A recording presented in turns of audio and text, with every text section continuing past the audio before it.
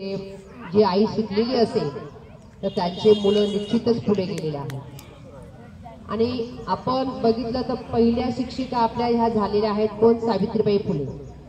ह्या काही डायरेक्ट शिक्षिका झाल्या का?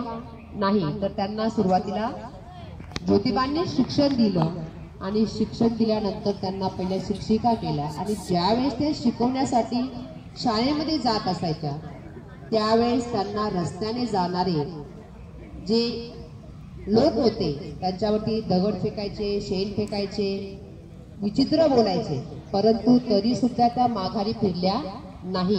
त्यांचं ध्येय होतं की मला शिक्षण द्यायचं आहे, मुलींना शिकवायचं आहे, चूल आणि मूलसाठी नाही ठेवायचं। म्हणून त्यांनी काय केलं? रोज आपल्या बरोबर एक दुसरी साडी घेऊन जायच्या।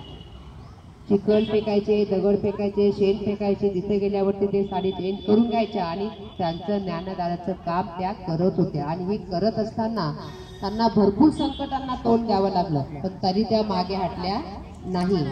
आज आपण बघा प्रत्येक क्षेत्रामध्ये बघितलं, स्त्री पहिली पंतप्रधान कोण होत्या सांगा बरं? पहिल्या इंदिरा गांधी होत्या। त्याच्यानंतर सांगा अजून पहिला राष्ट्रपती कोण होत्या? महिला प्रतिभा पाटील होत्या ना? का ते पण नाही आठवत? फोटो लावलाय ना आपल्या ऑफिस मध्ये।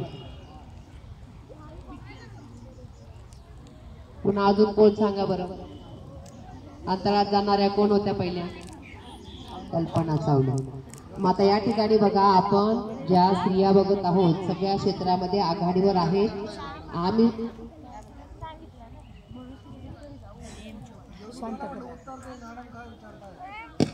योग्यतेचं उत्तर असेल तर दिला तर आज सुद्धा आम्ही ज्या सगळ्या स्त्रिया ज्या क्षेत्रामध्ये आहोत त्या केवळ सावित्रीबाई फुलेंमुळे आहोत। आणि हा आमचा मानाचा मुद्रा आहे। एवढे दोन शब्द बोलून माझी शब्द संपवतो। जय हिंद।